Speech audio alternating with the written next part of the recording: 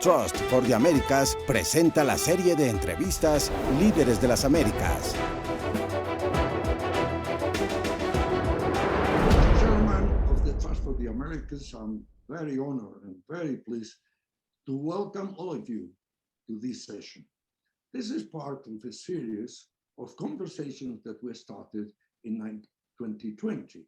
And especially due to the terrible days of the pandemic, this series has become a very, very important instrument. Why? Because we have selected and invited personalities that, because of their work, have an impact in social development in the Americas.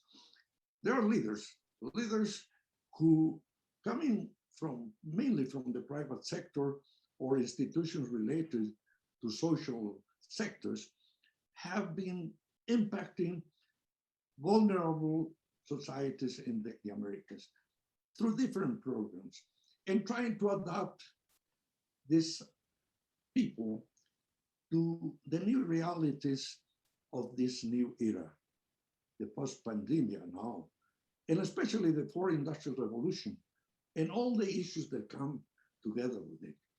We know that if we look at the world, one of the central issues that was building up in the last 10, 15 years is the increment in inequality between countries, between people, between regions.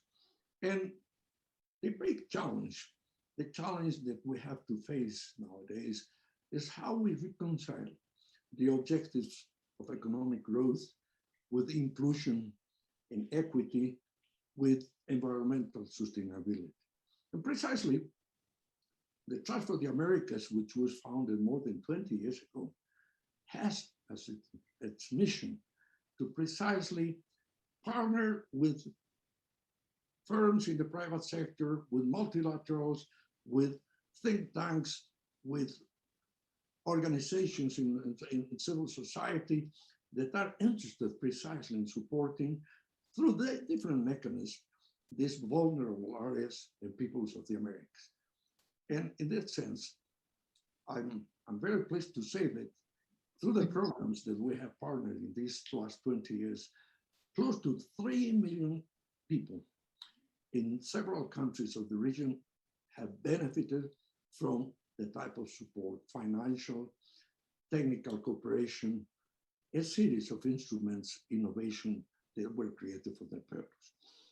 In the last year and a half, we have had several personalities that have told us wonderful stories about how being in the private sector or in other institutions, they are not only thinking in how to make more profits, but also very important, to try to participate in this type of programs. So precisely today, we have the great honor of having our second session of this second year, and to have precisely a personality, a person like Dr. Judith Rodin. She's remarkable, as you will see, not only because of her past performance in several institutions relevant in the world and the impact that she has had, but also as an author, several articles and a book. And precisely that book, which is quite an important and interesting book, will be a very important element in the discussion that we are going to have today. What's the name of the book? Making Money Moral. Making Money Moral. And precisely, I tied up this title to what's the thinking today in the private sector. I have participated for many decades in the World Economic Forum, and Klaus Schwab now is promoting something that is very important: how we move from stockholder capitalism to stakeholder capitalism. And precisely, I'm sure that the benefit of what you, Julie, are going to tell us today is quite linked to that, because nowadays we have to have a holistic view. Economic growth, inclusion, environmental sustainability. So I want to thank you for coming. And of course, we have our dear Kim Meredith, who is, as you know, a very, very relevant person. And we are very lucky because she's now a member of the board of directors of the Trust of Americans. She serves present as chief executive officer of the San Francisco General Hospital Foundation. And she has had extensive experience in leadership precisely in the issues that we're going to discuss today. So having said that, again, thank you very much, both of you. And I'm sure that we are going to have quite an interesting conversation, not only interesting, something that will have an impact in promoting that most leaders go in the right direction. So the floor is yours, Kim. Now that you are almost ready to go to the television set, you can continue as the chair and lead this interesting discussion. Good luck to both of you. Judy, great to have you with us. Thank you, Dr. Garcia, and thank you for your leadership at the Trust for the Americas Board. I mean, it really is extraordinary to have Dr. Garcia leading the charge with all of us. So with that, welcome, Dr. Rodin. And for those of you, welcome to all of you. Dr. Judith Rodin, author of Making Money Moral, will discuss her new book about impact investing that is aligned with the Trust's values to create a brighter future for people across Latin America and the Caribbean. In Making Money Moral, how a new wave of visionaries is linking purpose and profit, Dr. Judith Rodin and her co-author explore this growing and innovative landscape of trailblazers. The book is a roadmap to making the financial markets a force for doing well by doing good. Not a day goes by when we are not reading or hearing in the news about Latin America and the Caribbean regarding environmental degradation, a mudslide in Guatemala, or fires in the Amazon, issues related to the inadequate public health, particularly during the COVID pandemic, or food insecurity in Venezuela. Additionally, the stories from the US-Mexican border, where thousands of women, children, and families are fleeing gang violence from Central America, or just looking for adequate work. What we know is that the most marginalized communities were the most affected by these problems before the pandemic, and these challenges were exacerbated by the pandemic. There is urgency. These examples are no longer one-off situations or rare events. And is there a role for capital markets to engage in solving these local, national, and global problems? Dr. Rodin believes that there is a vital role for financial markets to participate in solving the world's critical problems, and the risk is too great to ignore. With that in mind, please join me in welcoming Dr. Judith Rodin, who I have had the privilege of knowing since 2010. During my first year as executive director at the Stanford Center on Philanthropy and Civil Society, she was instrumental in helping to fund the acquisition of the Stanford Social Innovation Review. Then she went on to support Stanford PAC's research and our Junior Scholars Program. A special memory is when I had the privilege of hosting her, along with David and Susan Rockefeller, at the Stanford PAC's Peking University in January of 2013, when the Rockefeller Foundation launched their centennial in Beijing. That was the first time I interviewed Dr. Rodin, and I know that today will be equally special. Dr. Rodin, co-author of Making Money Moral, is a pioneer, innovator, change maker, and global thought leader.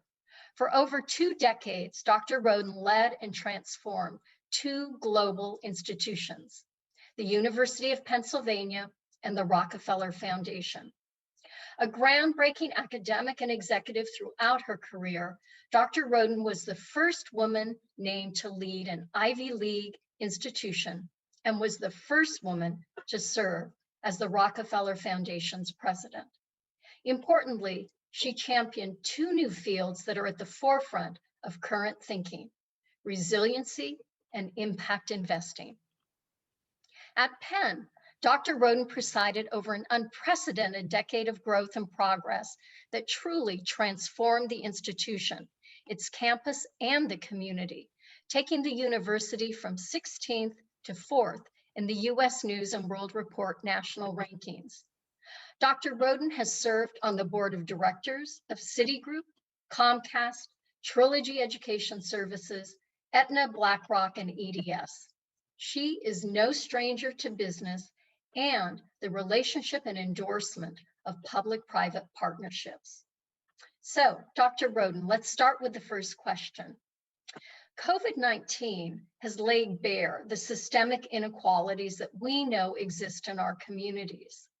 The collateral damage has been devastating, from access to healthcare to loss of jobs and environmental degradation. What has making money moral got to do with our global economic, social, and emotional recovery?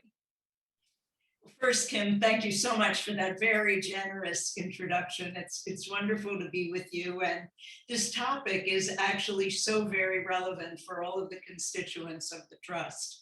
So I'm delighted to have this conversation with you. I would say that making money moral happens when the bold world of finance meets the aspirational world of impact, because as that has happened, we are taking a longer term view to really understanding how the markets can either harm or improve the condition of both people and the planet.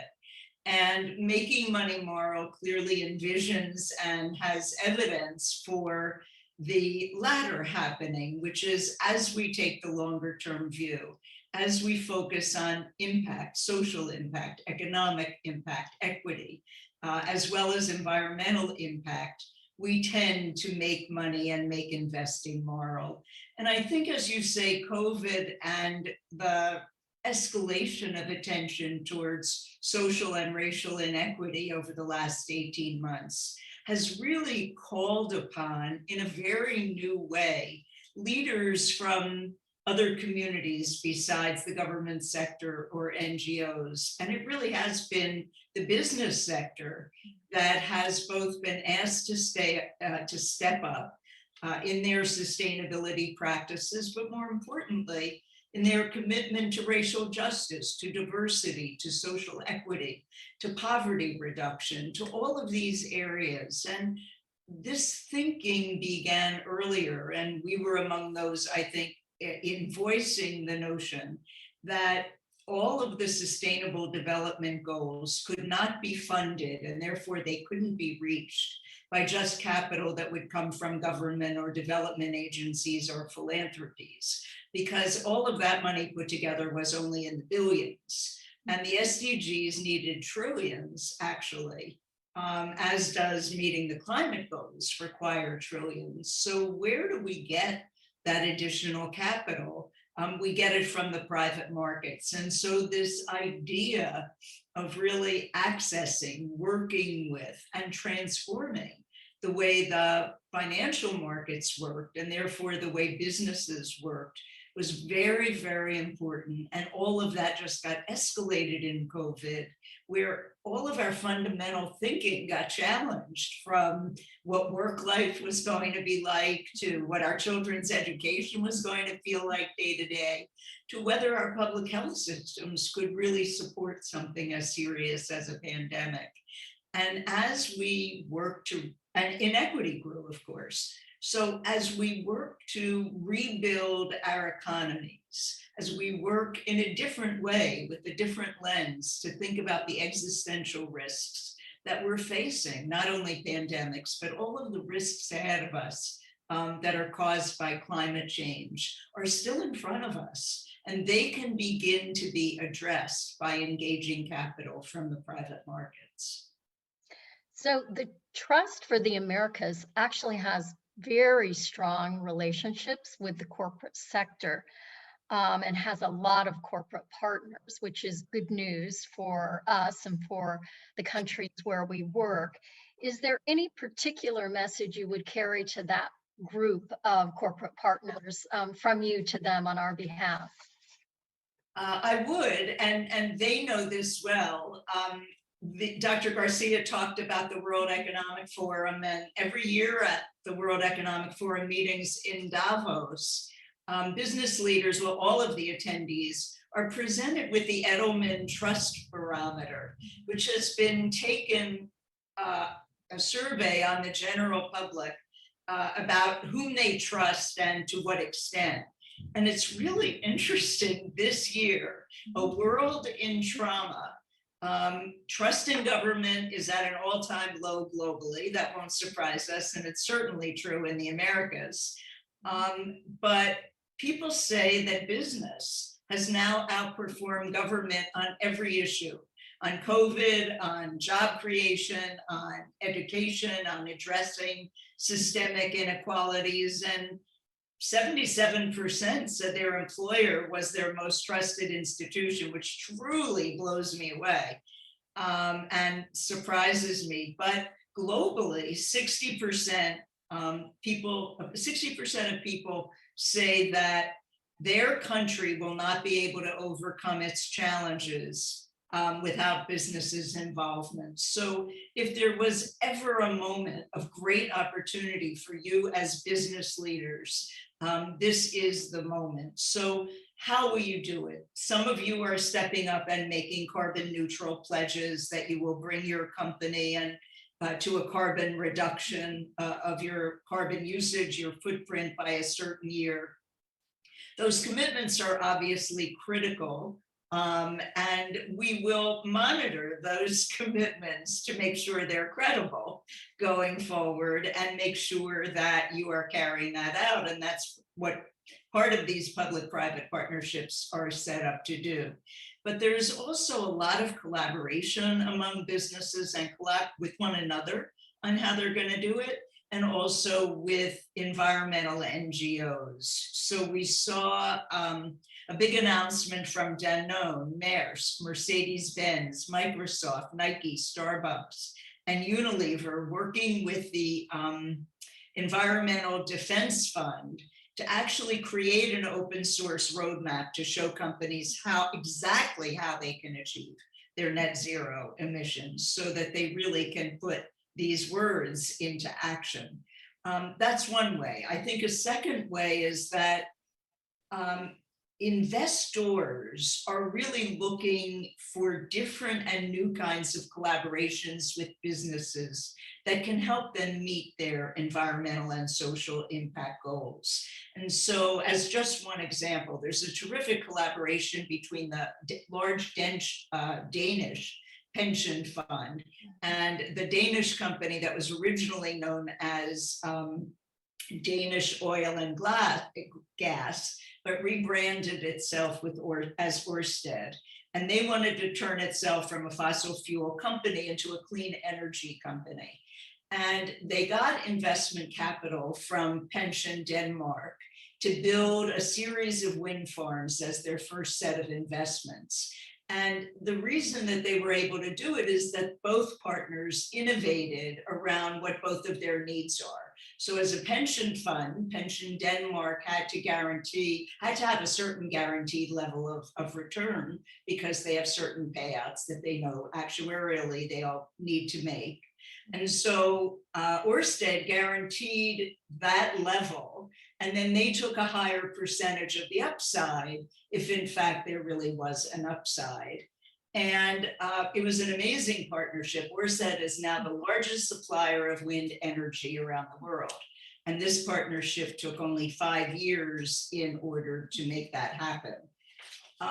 The other, and maybe two more things to say to business leaders currently, which is there's a lot of attention on your environmental and climate change related impacts. But I think very clearly we see, and we saw this in this year's earnings season and company annual meetings, that there's a lot more attention now to the social side of what you're doing, whether it's diversity in your hiring, whether it's equity in terms of pay for your workers. We're seeing an upsurge in companies paying for workers' education, including postgraduate degrees. We saw BlackRock in June vote in favor of proposals, not just on climate change, but on social justice measures. They voted to approve a racial equity audit at Johnson & Johnson, a human rights audit at Tyson Foods. So be prepared, because investors are looking, and they're looking at different sets of variables than they did before. And then finally, there's a new stock exchange in Silicon Valley. So those of you who have businesses that haven't yet IPO'd and really want to show your commitment to social and environmental impact, this is a stock exchange that features and encourages long-term thinking over short-term goals. And companies therefore can demonstrate by listing, and I'm not advocating for that one, I'm just showing that there are all these things that are happening in the markets that businesses both can benefit from, but that they're going to be held accountable to. It's a different moment. Thank you. Well, building on that, your examples about collaboration definitely stand out, in addition to building on environmental and social returns. So as we think about that, it does seem that there is no one sector that can do this alone, and business clearly needs to be participating with government and nonprofits in order to solve these global economic and environmental crisis issues. So it seems, based on all those examples that you gave, that one, our lives are inextricably intertwined. Two, that public-private partnerships are the way forward, and clearly can have great impact when we think about Latin America and the Caribbean, if we are to make progress there.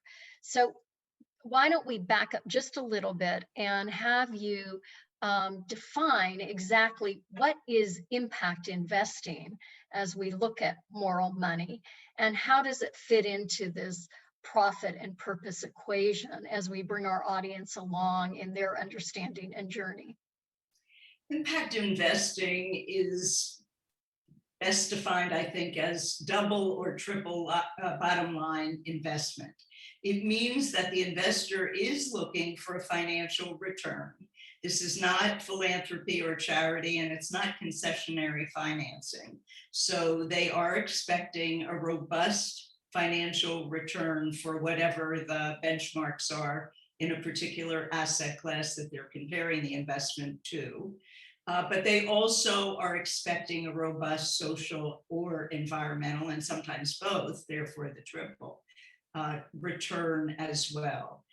And we've seen just a flourishing of innovation in this category over the last 15 years. The term was actually coined at a meeting that we hosted at the Rockefeller Foundation in 2007, where a group of innovative investors came together and they said, we really want to find products that can help us do well financially, but also do good.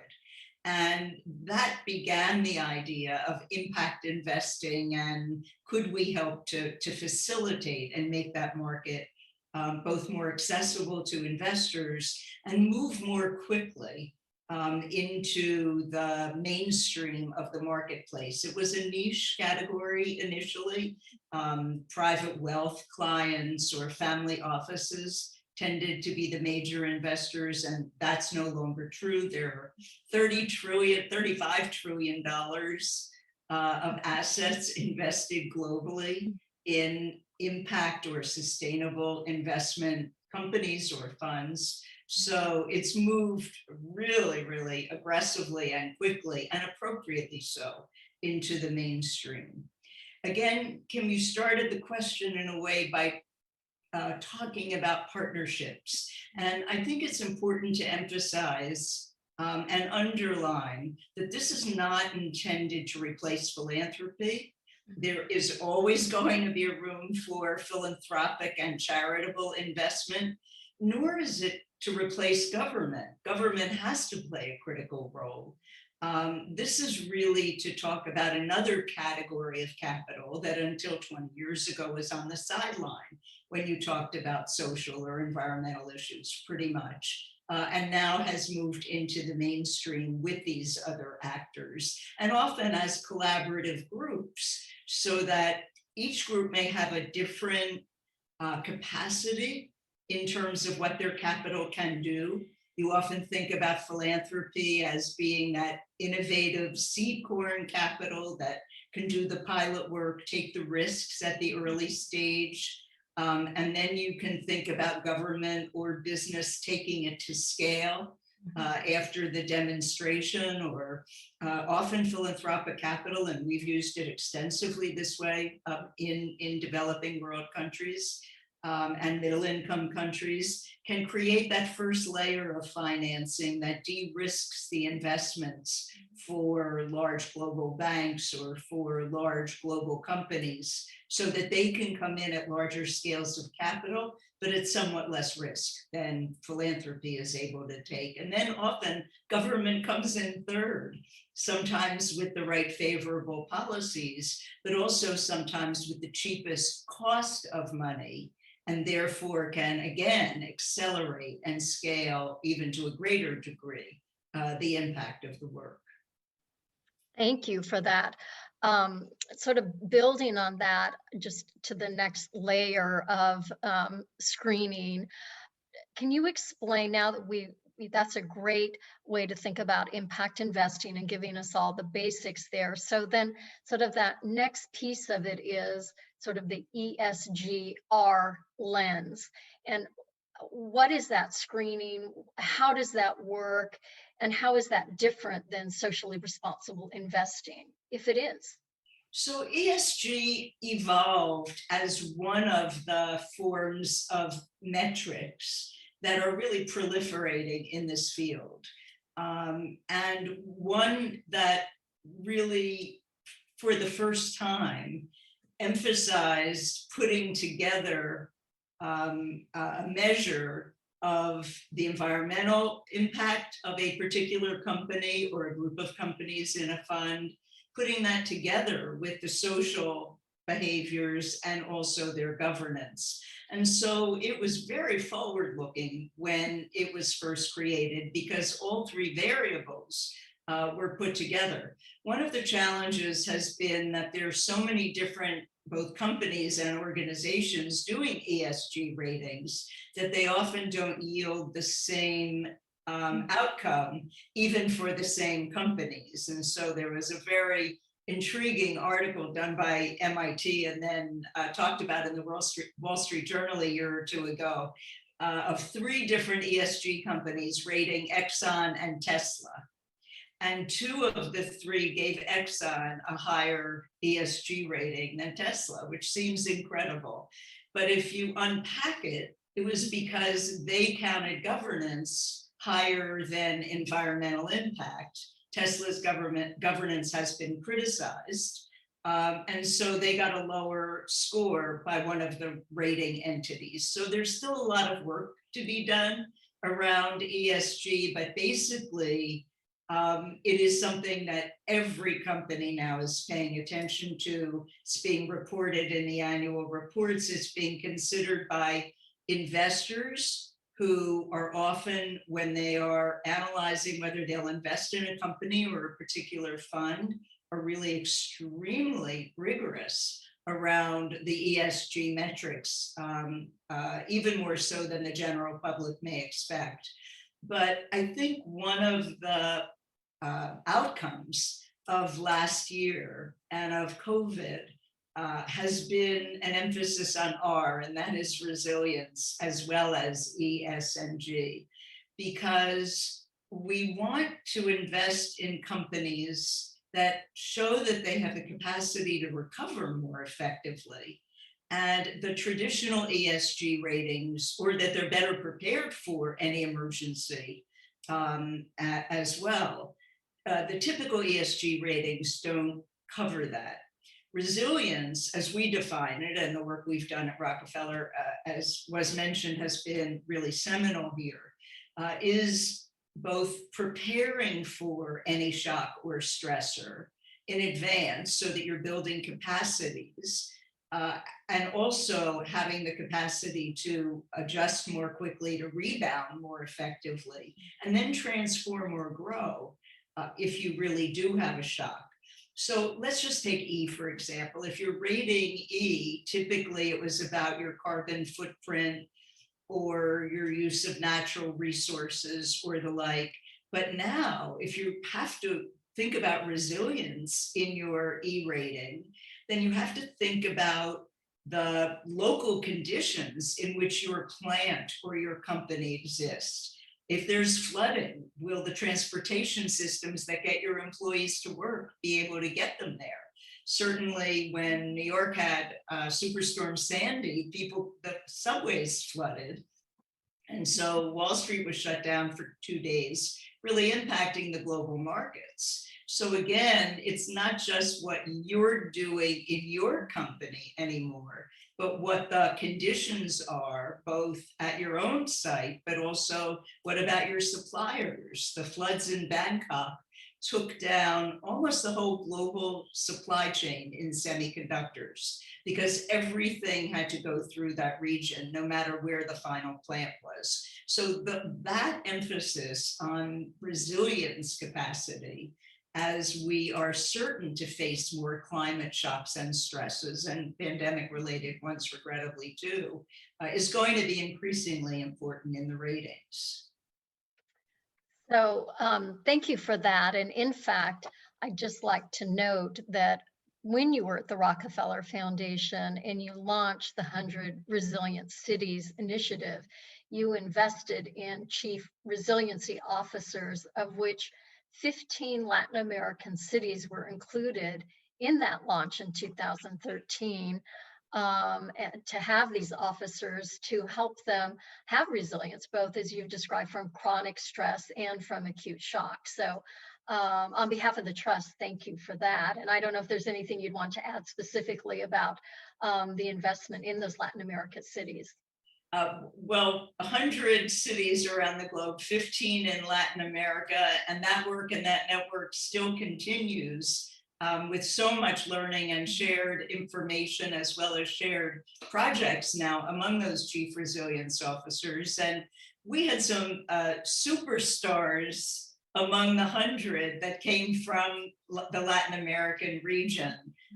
Quito, Medellin, Rio, Mexico City, Santiago, I can just call out as having extraordinary resilience plans, working with local communities, because resilience isn't only about the natural and built infrastructure. It's about social resilience, community capacity, economic resilience. And what this effort did was bring all of those to the fore. So it wasn't any longer just thinking about droughts or floods. It was equally thinking about community capacity and community resilience. And it's so critical. And the work in these Latin American cities, Medellin, by creating the kind of transportation infrastructure that they did, created community capacity and community resilience, because for the first time, the people in the disconnected barrios in the hills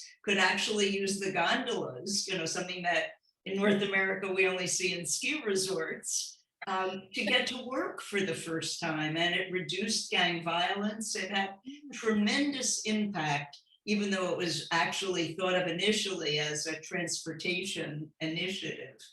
I think the efforts that we're talking about today are putting the final sort of piece of that 100 resilient cities work together for the Latin American countries, because it's really creating mechanisms for financing the projects that were conceived of. So there were amazing ideas and incredible plans.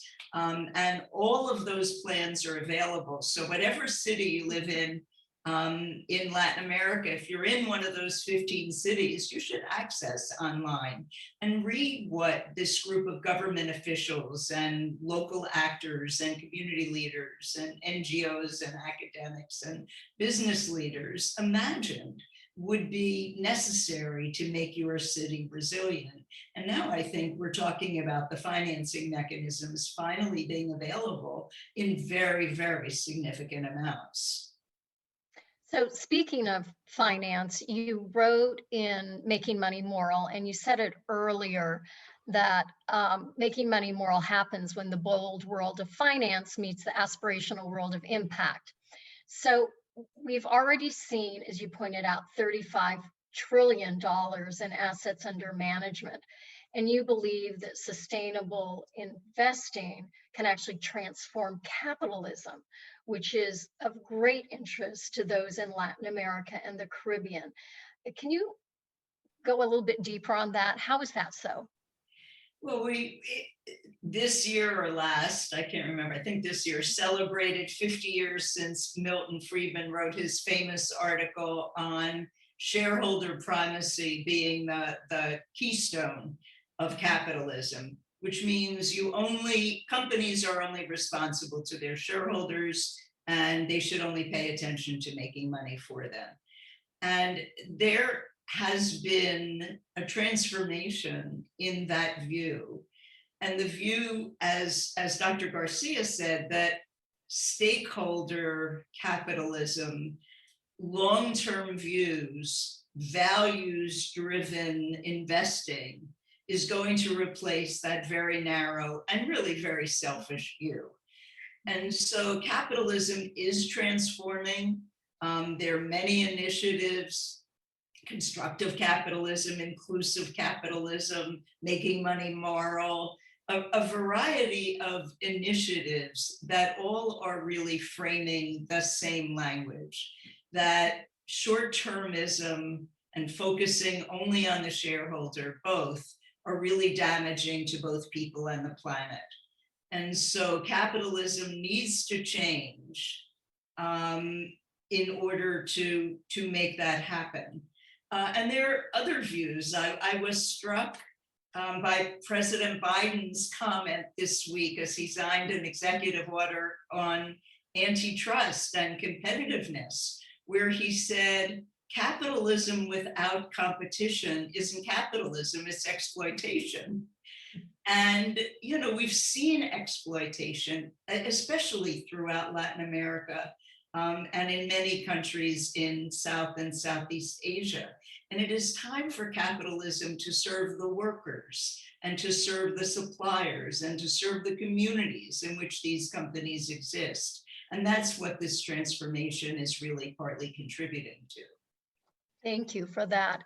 And is that one of the reasons, as you think about explaining this explosive growth of sustainable and impact investing that seems to be occurring in every asset class, why at this moment capital markets are so high on the global agenda for impact investing in this way? Capital markets are responsive. They're not proactive, and they are creating these investments in every asset class because that's what investors are pushing for increasingly, and investors who have huge amounts of capital to put to work. So when you get something like among the three largest pension funds in the world, the Japanese pension fund, CalSTRS in the US, and the largest UK pension fund, issuing a joint statement last year saying that they're not going to invest anymore in funds that only take shareholder value and that don't take long-term views and don't worry about the health of people and the health of the planet. The markets take notice. And so we've seen, as a result of all of these activities, the development of every asset class. And so I'll just reel off some names for those of you who are experts here, but it's really just to give you a sense. So one category that investors look for is alternatives, and that includes venture capital and private equity, but it also includes insurance-linked securities. It includes real estate investment trusts that now are taking a social and economic development lens, renewables of all sorts, those kinds of investment trusts. All of those have escalated in this category. And then we have fixed income, which is usually viewed as a safer asset class, where again, we've seen an explosion of categories: impact-focused bonds, ESG-focused bonds, community development finance bonds, solar asset-backed securitization, which is a bond, and I could go on and on. And then most explosive and most available to the retail investor, the people listening, hopefully, to this discussion, in the public equity markets. So whether you're investing in a company or you're looking for an ESG labeled fund or an exchange traded fund, a market basket kind of fund, all of these funds now offer extraordinary opportunities for making social and racial and environmental impact while you are getting your market rate of returns. And I'll give you a few that are current, that just are new actually in Latin America. In the venture capital domain, we saw Axion join with Quona Inclusion Fund to raise $200 million last year, investing in companies in Latin America and other developing economies that are going to have high social and environmental impact and measurable social and environmental impact. In the impact-focused bond category, we saw a really interesting development last year when the World Bank and the International Bank for Reconstruction and Development issued a $2.5 billion bond, which was focused only on low and middle income countries for development. And it quickly sold out to 100 international investors. So lots of capital that's going to be accessed from the private markets, from private investors. In insurance-backed securities, investors have invested in the Caribbean Catastrophic Risk Insurance Facility, which created a multi-country parametric insurance product. And the reason that's important is that parametric insurance doesn't go to your home to see whether your particular house was flooded. It pays out if a certain level of flooding occurred in a region. And what that allows to happen is that funds are released almost immediately for badly needed repairs. And so it's very quick, it's very responsive. And 14 of the 19 countries in the Caribbean region that are in it have accessed it in one way or another. And investors, though, have still made significant profits. That is an extraordinary example. And so I'd like to build on that just a bit. How do you evaluate social returns? Because I think this is a real big issue for investors and asset managers, and they often still think that there are financial concessions if you're going to be taking on these social impact returns. Yet we see TPG, BlackRock, State Street, and others doing this type of investing, but I know there's still a lot of skeptics. So can you talk a little bit about how to measure those social returns and any financial concessions? So let me acknowledge and start with the skepticism. I think it's real for two reasons. One I alluded to earlier, and that is that there's just such a diversity of metrics that it's confusing. And so it is hard and will be hard, I think, and will fuel skepticism until we get agreed upon global metrics for all of these domains. Excuse me. And there are a lot of committees collaborative committees with experts who are working on this, to have uniform, shared, transparent metrics. My guess is that the ultimate set of metrics will not be one set of uniform metrics, but they will vary both by asset class and also by the domain of the effort. So it's going to be a different set of metrics if you're looking at an agriculture, a sustainable agriculture investment, than it is if you're looking at a housing investment. But I do think that with those caveats, we're going to have a much clearer set of way to measure going forward.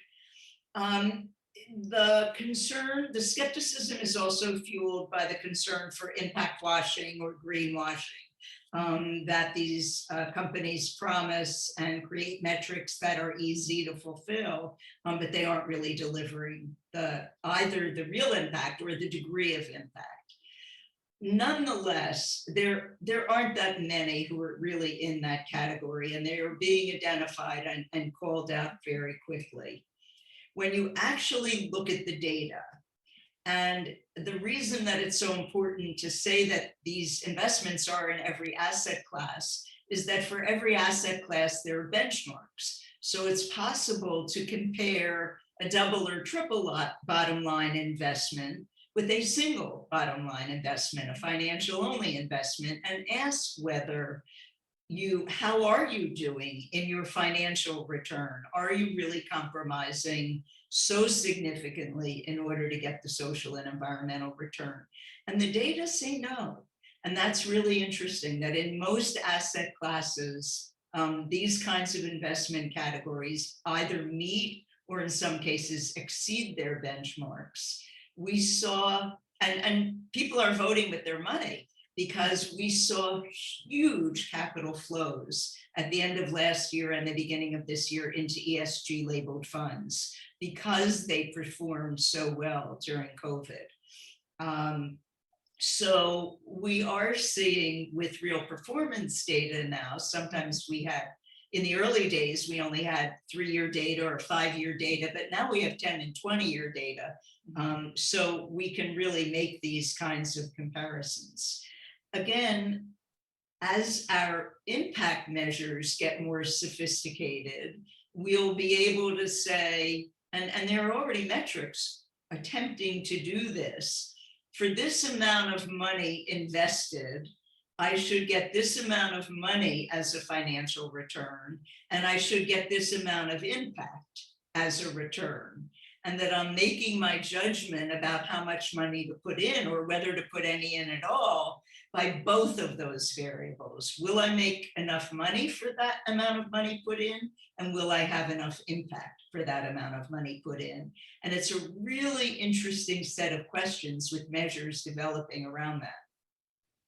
That's really interesting. So the data is showing you can have impact and financial returns. And so I guess, how is technology playing a role in the standardization of measurements and evaluation? And is that a barrier or helpful for countries in Latin America or the Caribbean as they launch in some of this direction? I think it's quite helpful, actually, because technology is allowing the acceleration towards standardization to happen more quickly. And so these aren't necessarily expensive technologies. They can be done with existing kinds of computer systems and the like. But there are also new technologies being called into play that Latin American and Caribbean countries have access to, as do all sovereigns. And that is satellite-based images. The satellites are up there.